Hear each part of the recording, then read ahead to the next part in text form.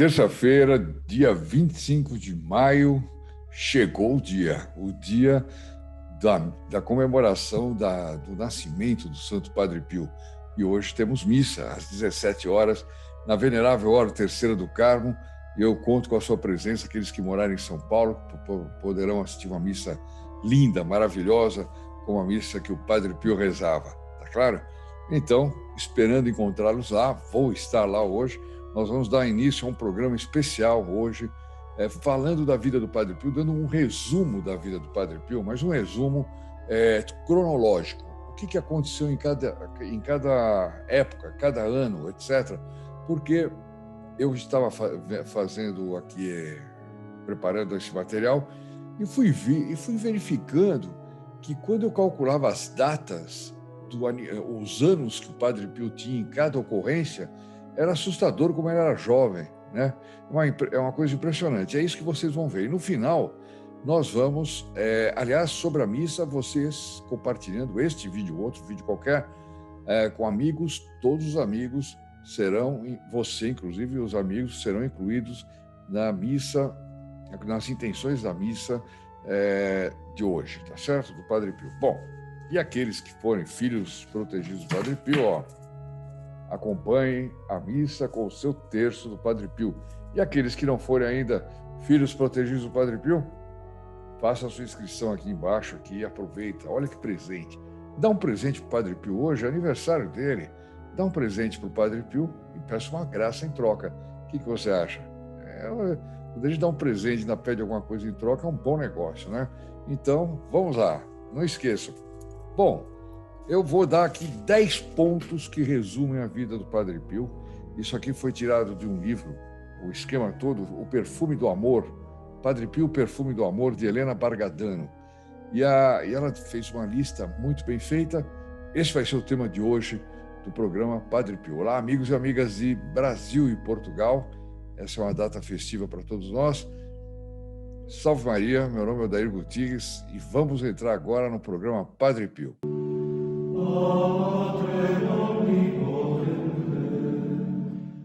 A primeira coisa que eu queria lembrar vocês é que no final nós vamos rezar uma oração a São Pio de Pietrelcina, muito bonita, espetacular, com palavras fortes. E eu gostaria que vocês fossem fazendo a lista das pessoas e das graças, das pessoas e das graças que vocês querem receber a partir desse momento que a gente rezar juntos aqui diante da relíquia do Padre Pio. E nós podemos, aliás, essa relíquia vai estar lá na missa hoje, né? Então, nós poderemos, evidentemente, no final, então, a gente faz uma pausa na oração, você diz, ou você pausa no computador e você dá todas as intenções, tá bom? Então, vamos lá?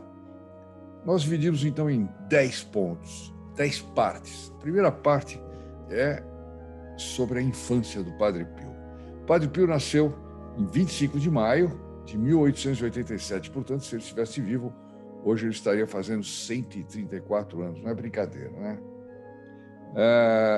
Nasceu em Pietrelcina, Benevento, e foi batizado no dia seguinte com o nome de Francesco Forgione. Naquele tempo, as pessoas não bobeavam para batizar quem nascia, não. Hoje é uma loucura, Tem gente que fica esperando o padrinho que vem não sei de onde, esperando fazer uma roupinha, esperando a criança crescer para ficar bonitinha. Meu Deus do céu, tem que livrar logo essa criança do pecado original. Tem que livrar logo, porque ela é pagã. Enquanto ela não é batizada, ela não é mais do que pagã, certo? Então, não deixem os seus filhos, seus netos, ficarem sem batismo. Trata de batizar o quanto antes. Esquece essa história de fazer festinha. Faz depois. Faz a festinha de 1 ano da criança, alguma coisa assim. Agora o importante é o batismo, tá? Por volta de 1892, com 5 anos de idade, portanto, a primeira aparição de Jesus a Padre Pio na igreja de Sant'Anna. Em 27 de setembro de 1899, ele estava com 12 anos, Francesco faz sua primeira comunhão e recebe o sacramento do crisma. É preciso dizer que naquela época não se dava a comunhão muito cedo para as crianças, né? Essa foi uma autorização dada pelo Papa São Pio X. Então, ele só fez a primeira comunhão com 12 anos. Para quem amava a Eucaristia como ele amava, deve ter sido uma dor tremenda. Nesse ínterim, o pequeno Francesco Forgione conheceu Frei Camilo de Sant'Elia Pianisi, que despertou sua vocação capuchinha. Foi a primeira vez que ele viu o capuchinho e, especialmente esse frei, ele começou a ficar atraído pela vocação capuchinha. Fantástico. Número 2, início na vida religiosa. Vocês estão vendo que nós vamos dar só uma cronologia, para não demorar demais. Espero não demorar demais. 6 de janeiro de 1903, ou seja, ele estava prestes a completar 16 anos. Pensem nos garotos de 16 anos que vocês conhecem e vão fazendo a comparação. É interessante. Vai até Morcone para começar o noviciado com os capuchinhos e, em 22 de janeiro, veste o hábito religioso e se torna Frei Pio de Pietrelcina. No dia 22 de janeiro de 1904, portanto, aí 17 anos, parece fazer 17 anos, faz a profissão de votos simples. Em 25 de janeiro daquele mesmo ano, transfere-se para Sant'Elia Pianisi para começar a estudar retórica, a arte de pregar, de falar, etc. Dia 27 de janeiro de 1907, ele já estava para completar, portanto, 20 anos, né? Nasceu em 1887, ele estava para completar 20 anos. Faz a profissão dos votos solenes, e a partir daí ele é um monge, ele ainda não é padre. Um monge capuchinho com votos solenes, certo? Pobreza, obediência, castidade, e aí não é qualquer um que pode suspender, não. No final de outubro, em Serra Capriola, começam os estudos de teologia. Então, ele fez os votos e entrou imediatamente a estudar teologia, porque ele queria, evidentemente, ser ordenado padre. Em novembro de 1908, em Montefusco, continua os estudos teológicos. No dia 19 de dezembro de 1908, recebe as ordens menores em Benevento e, no dia 21 de dezembro, o subdiaconato. Então, olha só, a rapidez é tremenda, né? Quer dizer, com 21 anos, ele já era diácono. Em 1909, portanto, ele estava com 22 anos. Eu estou dando a idade dele para vocês irem acompanhando, todos os que já viram os outros vídeos.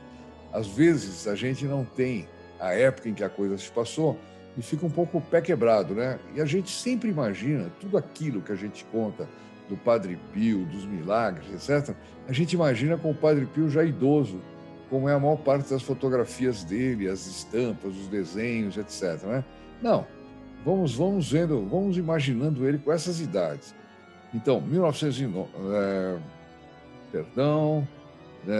1909, 22 anos, durante os primeiros meses do ano, permanece em Pietrelcina doente. Lembra que ele passou um bom tempo na terra dele, né, com os pais cuidando dele, etc., porque ele era muito doente desde pequeno, fraquíssimo, com uma bronquite terrível, né, que às vezes afogava ele, tanto incômodo causava. E ele então teve que ficar lá, porque lá tinha os ares melhores, etc. O superior achou melhor que ele passasse um tempo lá. No dia 18 de julho de 1909, no mesmo ano, recebe a ordem do diaconato na igreja do convento de Morcone. Ele continuou estudando, né? Item 3, a ordenação sacerdotal. É outra fase da vida dele, tá claro? Então, 10 de agosto de 1910, ou seja, 23 anos de idade, ordenação sacerdotal na Catedral de Benevento. No dia 14 de agosto, ele celebra a primeira missa solene em Pietrelcina. Ele foi ordenado no dia 10, e no dia 14 é que ele celebrou a primeira missa solene, né? Todo sacerdote faz isso. Pouco tempo depois, Padre Pio recebe os estigmas, mas que, depois de rezar, eles ficam invisíveis até 1918. Portanto, em 1910, ele já recebeu os estigmas de uma forma invisível, ele sentia todas as dores, mas não apareciam ainda chagas nas mãos, nos pés, no coração, nos ombros, né? Não aparecia ainda, mas doía. Doía como se estivesse aparecendo. Bom, ele rezou porque ele não queria, por uma questão de humildade, até porque ele achou, não, eu não quero que vejam isso, porque ele se preservava muito desse aspecto da humildade. Né? Fim de outubro de 1910, primeiro ano de ordenação sacerdotal, tá claro, ele é enviado a Venafro, mas a doença obriga a estar quase continuamente de cama. Acontecem fenômenos extraordinários, febres altíssimas e arrebentar os termômetros, ataques do demônio. Veja bem, 23 anos. No dia 7 de dezembro, volta para Pietrelcina. O superior mandou ele para se recuperar. Estava se consumindo ali, né? E, além do mais, as penitências e os jejuns, etc., que era uma coisa tremenda. Em 1915, no dia 25 de fevereiro, portanto, ele já ia completar 28 anos, é um jovem ainda, né? Naquele tempo era menos jovem do que agora. Agora a gente vê vovôs aí de 70 anos querendo bancar o mocinho, né? Bom, enfim, isso é um outro problema. 28 anos, a gente vê muita gente de 28 anos sem maturidade alguma. Ele já era padre, sofreu uma barbaridade, quer dizer, já era 5 anos que ele era sacerdote, né? Ele então, o que aconteceu? Por motivos de saúde, recebe a permissão para continuar a viver fora do convento, conservando o hábito capuchinho. Imagina a dor que era para ele. Foi uma dor tremenda para ele, essa distância do convento, né? Ele fez muito apostolado na terra dele, converteu muita gente, fez bem para todo mundo. Aliás, isso aparece em algo naquele filme da TV italiana, que muitos já assistiram, e tem aqui também no nosso site, né, e vocês podem assistir. E é uma coisa, ficar claro, etc. Aliás, ele aprendeu a ser respeitado, o pessoal chamava ele de Francesco, né, porque todo mundo conhecia ele, ele falou, não, meu nome agora é Pio. Pio, por causa que era o nome religioso dele, né? Quando ele recebeu o hábito, já trocaram o nome dele para Pio de Pietrelcina. Bom, no dia, agora a quarta fase, convocação militar na Primeira Guerra Mundial. Minha gente, não é brincadeira, para um sacerdote passar a conviver com aqueles soldados, enfim, não deve ser das coisas mais fáceis, né? E na guerra, né? 6 de novembro de 1915, ele é convocado para o exército no dia 6 de dezembro, ele foi incorporado à 10ª Companhia de Saúde em Nápoles, mas conseguiu uma licença algum tempo depois pelo seu estado de saúde. Viram que não tinha jeito. Ele era muito doente. Era uma barbaridade colocar um jovem daquele, doente daquele jeito, na guerra, em uma situação super inóspita. Em 1916, em fevereiro, ele está em Foggia, no convento de Sant'Anna. No dia 28 de julho de 1916, chega pela primeira vez a San Giovanni Rotondo. Portanto, pelos meus cálculos, ele estava já com 30 anos, né? 30 e 31. Em 1916, não, ele estava com 29 anos. Bom, no dia 18 de dezembro de 1916, voltou ao Corpo Militar de Nápoles. Foi de novo chamado. Deve ter melhorado, traz de novo. É um absurdo, né? Convocar padre para ir na guerra. Se for para capelão, ele ir para a guerra e ficar protegido, para poder assistir os doentes, os enfermos, os moribundos, sobretudo, né? Aí se explica, mas não era bem assim, não. Bom, no dia 18 de dezembro de 16, ele ficou, no dia 15 de março de 1918, ou seja, 2 anos, que ele estava incorporado no serviço militar. Depois de várias licenças e chamados, é reformado por broncoalveolite dupla. Quer dizer, era uma bronquite, não sou médico, mas eu acho que broncoalveolite é uma bronquite daquelas quase o que a gente está vendo por aqui na pandemia. Bom, item 5. Agora é a fase da ida a San Giovanni Rotondo. Em maio de 1918, com 31 anos, vai definitivamente para San Giovanni Rotondo. E aí não saiu mais. 31 anos. Do dia 5 a 7 de agosto, é uma data imprecisa, né, de 1918, com 31 anos, ele teve a transverberação, quando aparece um anjo e perfura com uma lança, com um objeto pontudo, ele diz, né, o peito dele e fere o coração dele. Fenômeno místico que tinha acontecido também com Santa Teresa de Ávila. Então ele teve a transverberação, e aí passou a ter dores horríveis. Ele fala em várias cartas que muitas vezes ele tinha a impressão que ia morrer. Tal era a quantidade de dor, mas que ao mesmo tempo Nosso Senhor Jesus Cristo mandava um consolo tal para ele que ele ficava em êxtase de alegria. Né? No dia 20 de setembro de 1918, certo? Então poderia completar... Não, já estava com 31 anos. A estigmatização tornou-se visível, ou seja, os estigmas nas mãos, nos pés, no coração, no ombro. E também ele fala que nas sextas-feiras começava a doer muito a testa dele e passava um final de semana terrível com as dores da coroa de espinhos. Imagina, mas isso nunca foi visível, né? A não ser numa aparição, num dia que um fotógrafo tirou uma fotografia dele e ele apareceu na fotografia, foi revelado ele com a coroa de espinhos. Um negócio impressionante, impressionante. Mas a estigmatização ficou visível. Então, imagina um padre jovem de 31 anos tendo que administrar aquela situação e, evidentemente, começa o zoom em toda parte.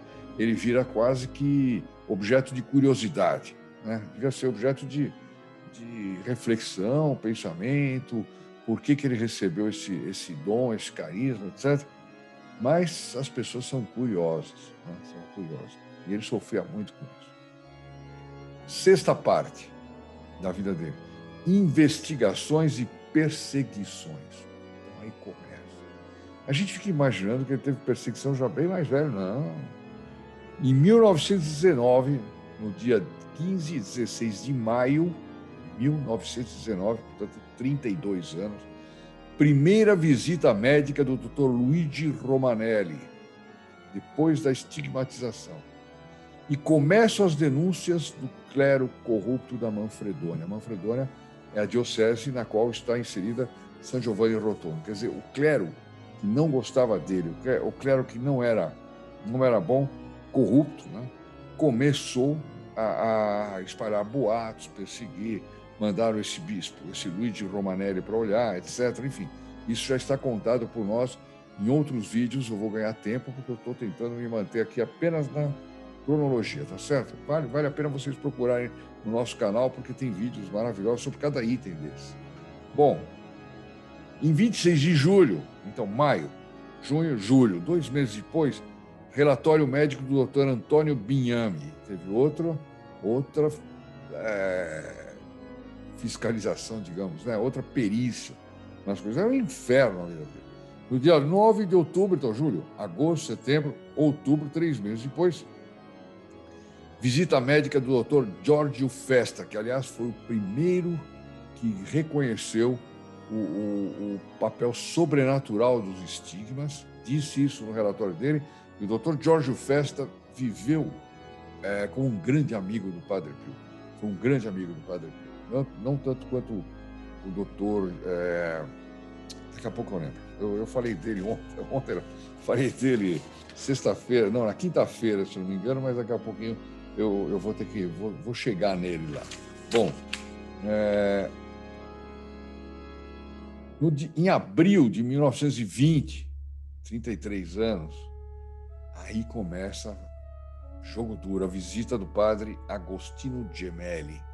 É o que, aliás, eles colocam como grande protagonista ali da perseguição ao Padre Pio no filme, né? E ele era mesmo, porque ele era um homem terrível. Eu não sei se aquele final do filme que ele se converte, que ele confessa com o Padre Pio, se aquilo é verdadeiro. Eu nunca encontrei aquilo em biografia nenhuma. Eu acho que aquilo ali está mais para licença poética e para para quebrar o galho do Dr. Gery, digamos assim, né? Bom, em maio e julho de 1920, novas visitas médicas e as primeiras visitas canônicas com ordem do Vaticano. Vocês já pensaram que tremendo? Nosso Senhor Jesus Cristo manda para ele os estigmas e ele começa a ser perseguido ao mesmo tempo por algo que ele recebeu de Nosso Senhor Jesus Cristo. E Nosso Senhor Jesus Cristo não o poupou nem um pouco. Ele queria que o Padre Pio fosse um santo fora do comum, como realmente ele foi. Mas olha, pelo que passou para se tornar um grande Padre Pio, aquele que declarou: farei mais ruído morto do que vivo. E está fazendo. Olha aí o nosso canal crescendo, as inscrições aumentando, etc. O grupo Filhos Protegidos do Padre Pio aumentando. As pessoas também que têm o Padre Pio já entronizado no celular. Olha aqui esse telefone, se você, telefone não, esse endereço aqui, se você ainda não tem o Padre Pio entronizado no celular, está aumentando, né? Ele está fazendo barulho. Agora, se você está perdendo isso, entre logo no site, dá uma pausa no vídeo, abre outra janelinha, entra nesse site e peça a sua foto. É grátis e está bem. Bom, para você colocar um quadro e ter o olhar do Padre Pio na sua casa. Em 2 de junho de 1922, então ele, sacerdote com 35 anos, primeiras medidas restritivas do Santo Ofício. Puseram medidas tipo, não pode confessar, não pode fazer isso, não pode fazer aquilo. A gente vai ver aqui com mais detalhe a que ponto chegaram essas medidas restritivas. Em 31 de maio de 1923, um ano depois, o Santo Ofício, depois de uma pesquisa, decreta que não reconhece a sobrenaturalidade dos fatos atribuídos ao Padre Pio. É a mesma coisa que dizer o Vaticano reconhece que ele é um charlatão. Olha que tremendo isso. Foi nesse mesmo ano que ele conheceu uma grande discípula dele, que é Mary Piley, que ajudou muito ele no apostolado, nas peregrinações. Ela era uma ricaça americana que vendeu tudo, se desfez de tudo para viver em São Giovanni, para servir ao Padre Pio. É uma coisa muito bonita a vida dela, e ela pode ter sido santa, viu? Poderá eventualmente até ser canonizada, porque ela teve uma vida de santidade exemplar. 7ª fase, então, que nós estamos entrando, estamos chegando na 10ª, são 10 fases. Sanções do Santo Ofício. Sanções do Santo Ofício, outro bloco. 17 de junho de 1923, 36 anos, outras restrições. O Padre Pio deve celebrar na capela interna do convento sem público, sozinho. E interromper a direção espiritual que ele dava para várias pessoas que eram penitentes dele, que se confessavam com ele, e não responder, nem fazer responder as cartas endereçadas a ele. Que coisa bárbara, né? Quer dizer, ele teve que desaparecer. É como alguém que hoje em dia, né, se usa tantos esses comunicadores mensagens, de repente a pessoa some, porque morreu. Aí todo mundo, o que será que aconteceu? Imagina aquela época. De repente, Padre Pio não aparece mais para rezar a missa. De repente, Padre Pio, porque ele recebeu a ordem, ele cumpriu. Padre Pio não apareceu mais para confessar. De repente, ele não atendia mais ninguém. De repente, as cartas que mandavam para ele não tinham resposta. Sabe lá o que é isso? Ele com 36 anos, jovem ainda, hein? Jovem. No dia 26 de junho do mesmo ano, de 1923, depois de uma sublevação popular, Padre Pio obtém permissão para novamente celebrar na igreja. Houve um reboliço lá, protesto em praça pública. Olha, mas aí foi um protesto assim, desses protestos do bem, né? Todo mundo a favor do Padre Pio, não era contra nada, era a favor do Padre Pio e querendo que ele voltasse a aparecer, que ele voltasse à vida ativa, etc. Vamos ver o que acontece, né, com essa sublevação popular. Aí ele recebe a permissão para novamente celebrar na igreja. Mas calma aí.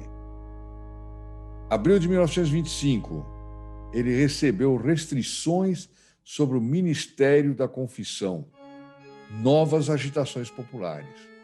Está parecendo um filme dos dias de hoje, só que hoje em dia é a propósito de política, né? Mas é impressionante, ele estava com 38 anos. Manifestações favoráveis, né? Como as que a gente está vendo hoje em dia. Dia 3 de janeiro de 1929, 4 anos depois, em San Giovanni Rotondo, morre a mãe do Padre Pio. Ele estava com 42 anos. 25 de maio de 1931, ele com 44 anos, Padre Pio é privado de todo exercício do ministério, novamente, exceto da Santa Missa, que pode celebrar somente na capela interna do convento e privadamente. Eu estive nessa capela, tem um altarzinho pequeno, no fundo tem um banco, uma estala, né, que se chama, que o Padre Pio ficava sentado lá, passava o dia lá sentado diante do Santíssimo Sacramento, rezando, lendo, e é muito bom, porque a gente pode entrar lá, né? Quer dizer, eu consegui entrar em 2 vezes que lá estive e consegui entrar, mas eu estava acompanhado uma vez de um bispo, né, que vivia lá como capuchinho, era um bispo já aposentado, e outra vez pelo próprio prior do convento, que me levou lá, e eu pude sentar nesse banco que o Padre Pio ficava rezando, e é uma maravilha, imaginar o Padre Pio ali, naquele local, etc., sofrendo, muito. Ou seja, ele estava sofrendo desde os 35 anos, ele já estava com 44 anos, ou seja, 9 anos de perseguição terrível, né? E ele é privado de todo exercício. Só fica com a missa na capela interna. 16 de julho de 1933, ou seja, 2 anos depois, ele só estava rezando missa na capela interna, com 46 anos ele estava. Padre Pio pôde celebrar a Santa Missa na igreja e retomar em parte o seu ministério. 25 de março de 1934, Padre Pio volta a atender as confissões dos homens e no dia 12 de maio das mulheres. Trataram ele como se ele fosse um padre recém-ordenado, né? Porque quando um padre é recém-ordenado, hoje já nem sei se é assim, mas normalmente um padre amigo meu me contou, ele fez o seminário seriamente, ele disse que o padre recebia a ordem e ele no começo não podia atender confissão. Tinha que estudar mais, ficar mais maduro, etc. Depois ele podia começar a atender crianças, confissão de crianças. E depois ele começava a atender, primeiro das mulheres, eu creio, depois dos homens, né? Eles trataram o Padre Pio assim, como se ele fosse um garoto recém-ordenado. Vai ouvir confissão das mulheres lá, né?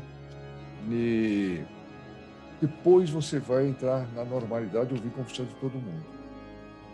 Bárbaro.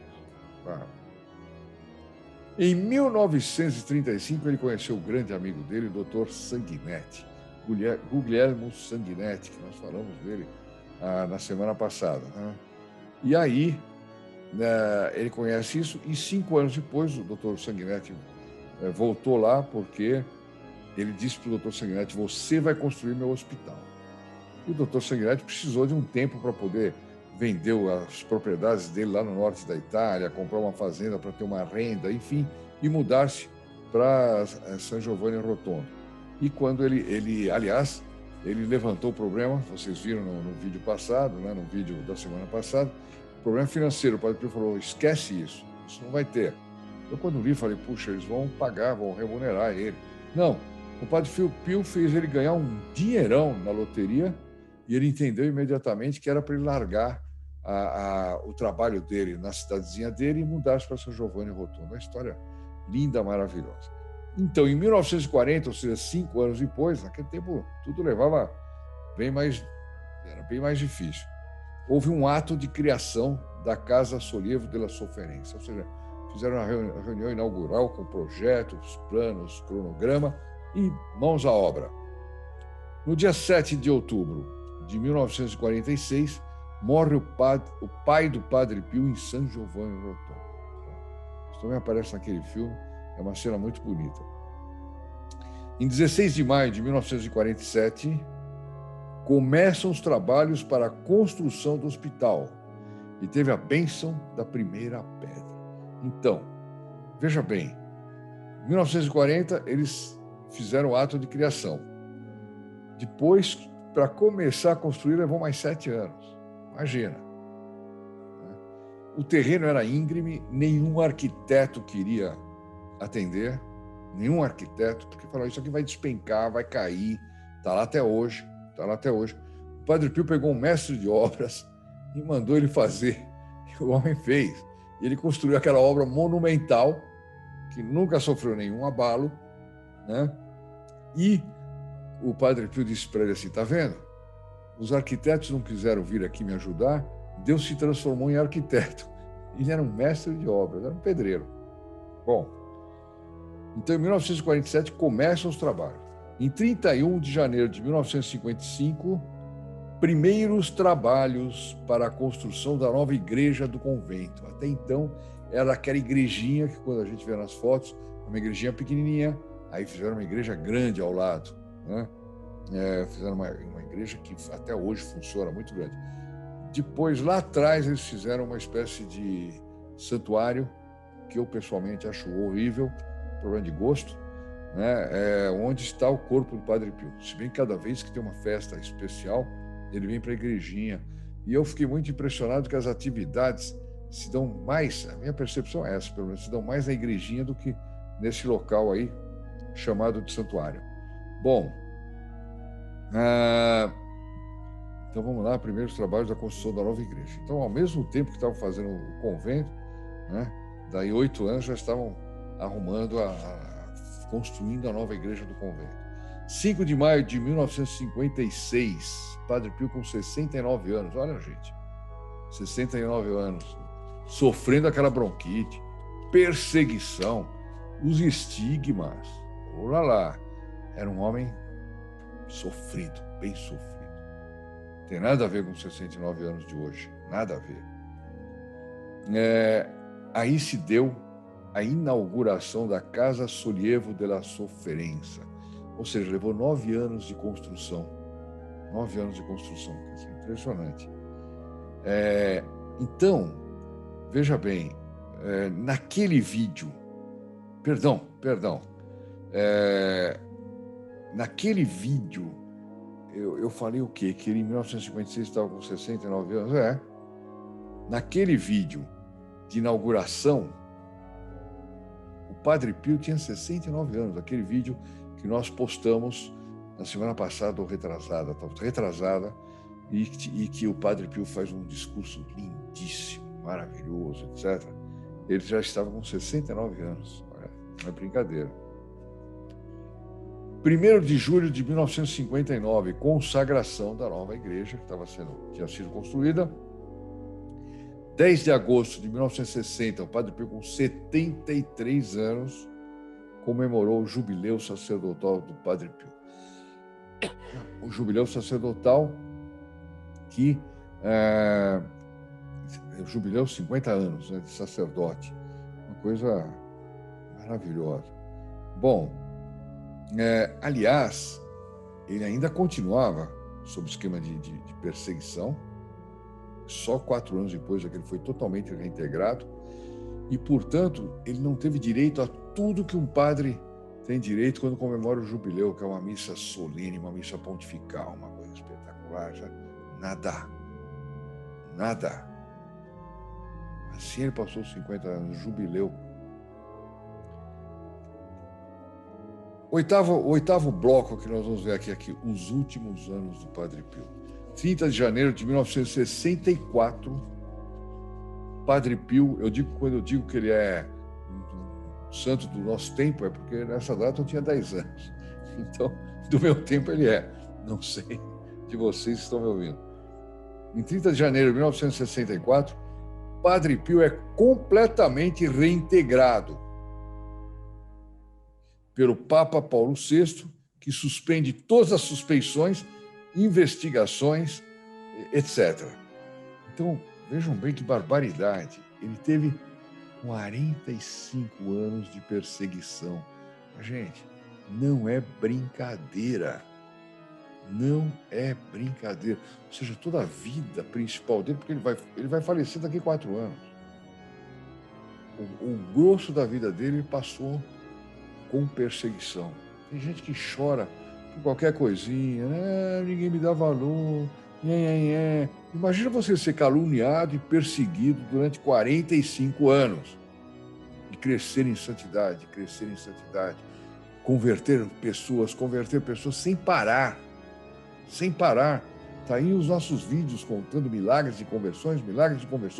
Eu peço àqueles que estão conhecendo o canal hoje que assistam, porque o que eu estou dando aqui agora é praticamente uma linha do tempo, né? Mas lá tem as histórias, em cada vídeo tem as histórias de cada caso desse aqui. No dia 5 de maio de 1966, celebração do primeiro decênio da Casa Sollievo de la Sofferenza, primeiro Congresso Internacional dos Grupos de Oração. 2 anos antes dele morrer, hein? Quer dizer, aí como ele morava 10 anos do hospital já, e houve o primeiro Congresso Internacional dos Grupos de Oração, que estavam crescendo através dos filhos espirituais dele, né? Bom, dia 29 de março de 1968, o Padre Pio começa a usar uma cadeira de rodas. Daí uns meses ele ia nos deixar, que é o 9º bloco que nós vamos comentar aqui, que é a última missa. Última missa, isso merece um bloco à parte nessa linha do tempo. 22 de setembro de 1968, às 5 horas da manhã, dia 22, ele faleceu no dia 23, certo? Às 5 horas da manhã, celebra a sua última missa. Às 18 horas, não, a sua última missa, 5 da manhã. Às 18 horas, ele dá a última bênção para o povo na igreja. Foi praticamente carregado. Um homem que deu tudo até o seu último minuto de vida. Ele fez o bem o tempo todo. E no dia 23 de setembro de 1968, com 81 anos, às 2h30 da madrugada, Padre Pio, depois de receber o sacramento da unção dos enfermos, morre serenamente, dizendo: Jesus, Maria, Jesus, Maria. Foram as últimas palavras dele. Que lindo deve ter sido o momento que a alma dele estava chegando no céu, né? Sem encontrar nosso Senhor Jesus Cristo e dar para ele o prêmio eterno por essa vida terrível. Mas compensou, né? E como compensou? Só que não deu para ele folga, não, porque nós estamos aqui pedindo o Padre Pio o tempo todo, né? Ele não está de férias no céu. Essa aqui é a verdade, né? No dia 4 de novembro de 1969, começam um ano depois, começam os preparativos para a sua causa de beatificação e canonização. Aí, o que acontece? Aí sequestram, por assim dizer, todos os bens, todos os objetos, tudo que tem a história do candidato à canonização, né? E aí fica tudo com o Vaticano, com a diocese, enfim, não sei bem como é que é o detalhe, mas tudo isso fica bloqueado para efeito de canonização, para efeito de pesquisa, etc, né? Bom, 10º bloco. Vamos então falar agora do início do processo de canonização. 16 de janeiro de 1973, 4 anos depois da morte dele, Dom Valentim Bilatti, arcebispo da Manfredônia, entrega para a Sagrada Congregação para as Causas dos Santos toda a documentação exigida, com o objetivo de conseguir o Nickel Obstat. Quer dizer, o Nickel Obstat é quando a autoridade eclesiástica diz: não tem obstáculo, perfeito, toca para frente. Às vezes a gente vê em livros antigos, religiosos, hoje em dia quase não tem, aparecia sempre Nickel Obstat, né, que era o imprimatur também, que era, em geral, dado por um bispo da diocese, né? Ou uma autoridade importante da igreja que pudesse fazer isso. Então, ele, com o objetivo de conseguir o Nickel Obstat, para a introdução da causa, ele apresentou toda a documentação. Devia ser algo imenso. 10 anos depois, veja bem, Em 1973 foi entregue a documentação. Em 20 de março de 1983, abertura oficial do processo informativo sobre a vida e as virtudes do servo de Deus, Padre Pio de Pietrelcina. Aí ele já passa a ser nomeado como servo de Deus, né? E começa o processo de canonização. Ou seja, aí se admite que ele está no céu, mas vai começar o processo para ver se ele praticou as virtudes em grau heróico, para ser chamado santo e servir de exemplo para todos. Olha que interessante essa coisa. Vocês vão falar, 10 anos, não precisava demorar tanto. Não, isso achamos nós, porque nós já tivemos a experiência de receber graças do Padre Pio, de conhecer a vida do Padre Pio. Mas para aí, a igreja é muito prudente nessa matéria. Ou pelo menos era nesses tempos. Demorava bastante um processo de canonização mesmo. Tinha o postulador da causa, tinha o advogado do diabo, etc, etc. E aquilo era um embate sério, bem sério, aliás, e muito respeitoso, ao contrário do que a gente vê hoje por aí, né? Embates, não vou nem falar, horrendos. Bom, 23 de maio de 1987, visita pastoral a São Giovanni Rotondo do Santo Padre João Paulo II, que reza sobre a tumba do Padre Pio. Em 21 de janeiro de 1990, conclusão do processo, 7 anos depois, conclusão do processo diocesano informativo sobre a vida e as virtudes do servo de Deus. 7 de dezembro, no mesmo ano de 1990, a congregação encarregada emite o decreto de validitate sobre o processo diocesano. O padre Cristóvão Bove, dos frades menores conventuais, é nomeado relator oficial para a preparação da Positio Super Virtutibus. É um calhamaço, é um livro praticamente com a biografia inteira, todas as questões que foram debatidas no processo de canonização, etc. Né? Em 2 de maio de 1999, portanto, 9 anos depois da Positio estar preparada, né? João Paulo II proclama o Padre Pio beato. 16 de junho de 2002, então, foi em 1999, 2 de maio de 1999, foi proclamado beato. Em 16 de junho de 2002, João Paulo II declara santo o Padre Pio de Pietrelcina. E aí nós passamos a chamar de São Pio de Pietrelcina. Amorosamente, a gente chama muito de Santo Padre Pio ou Padre Pio, né? Porque, de alguma forma, ele ainda é recente para nós, né? Mas o ideal é chamá-lo sempre de São Pio de Pietrelcina, né? Eu me permito, muitas vezes, chamá-lo assim de Santo Padre Pio, porque todas as biografias o tratam dessa forma, né? Então, a gente acaba também pegando a coisa. Bom, pessoal, está aí a linha do tempo do Padre Pio, né? Dividida em 10 blocos, e agora nós vamos rezar a oração a São Pio de Pietrelcina, que estava num santinho dos frades capuchinhos, e era uma oração composta e aprovada por Dom Vincenzo D'Addario. Se foi aprovada, provavelmente Dom Vincenzo era bispo da Manfredônia, provavelmente. Mas vocês vão ver que é uma oração muito bonita e que eu rezo agora com vocês.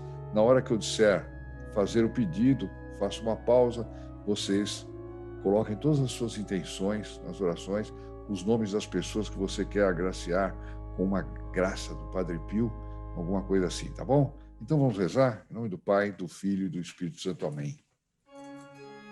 Ó Deus, que doastes a São Pio de Pietrelcina, sacerdote capuchinho, o insigne privilégio de participar de modo admirável a paixão do vosso Filho, por sua intercessão, dai-me a graça de, nesse momento, faça uma pausa e coloque todos os pedidos que você tem. Continuando, dai-me a graça de, que tanto desejo, e, sobretudo, concedei-me unir a paixão de Jesus para depois chegar à sua gloriosa ressurreição. Glória ao Pai, ao Filho e ao Espírito Santo, assim como era no princípio, agora e sempre, e pelos séculos dos séculos. Amém.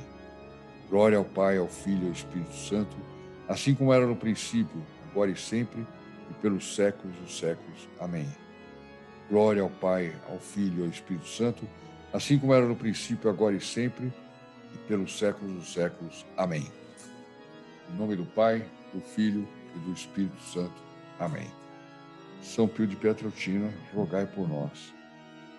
Hoje, festa do nascimento, bendito dia, poderia-se dizer para ele, bendito o dia que te viu nascer, bendito as estrelas que te viram pequenino, né? Porque hoje é um dia importantíssimo, é mais importante para nós do que para ele, né? Porque nós recebemos o presente de tê-lo entre nós. Deus nos deu de presente o Padre Pio, né? E ele começou a longa via sacra dele. É claro, quando ele entra para o céu também é um presente para nós, porque passamos a ter um intercessor fantástico e é para ele um presente e a recompensa pela vida dura que ele passou. Bom, depois de rezar essa oração bonita, de estourar o tempo todo, eu tenho um recadinho para você. Depois nós temos a Ave Maria por todos que assistiram esse vídeo, a bênção do Padre Pio, hoje mais importante do que nunca. E não se esqueça, 17 horas, se você estiver vendo esse vídeo a tempo e morar em São Paulo, vá na igreja da Venerável Ordem Terceira do Carmo. Se você não morar em São Paulo, entre online, assista online o vídeo. Nós vamos colocar aqui abaixo, sempre nós colocamos o link, ou então você entra direto no canal da Venerável Ordem Terceira do Carmo, São Paulo, e lá vocês vão estar assistindo a missa. E todos que estiverem assistindo online vão ser incluídos nas intenções dessa missa, tá bom? Não esqueçam de compartilhar, para incluir mais gente ainda. Meus amigos, Salve Maria, feliz dia do aniversário do Padre Pio e até amanhã. Empresas e grandes marcas que você consome despejam milhões nos cofres daqueles que garantem as obras do demônio, promovendo e patrocinando programações e eventos que são altamente destruidores da educação de seus filhos e netos e da moral familiar cristã. Como será o encontro dessas pessoas com Deus?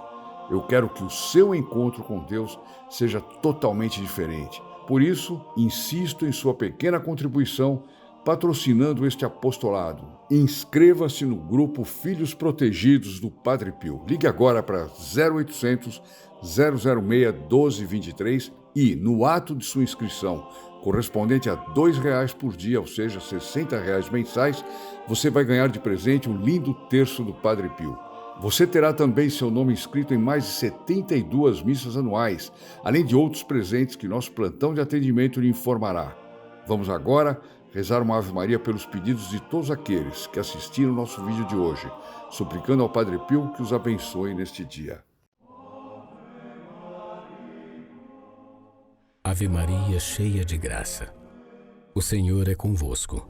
Bendita sois vós entre as mulheres, e bendito é o fruto do vosso ventre, Jesus.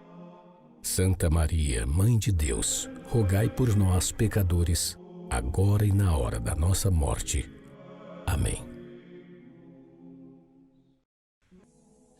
In nome del Padre, del Figliolo e dello Spirito Santo, e così sia. Sia lodato Gesù e Maria, e buonanotte a tutti.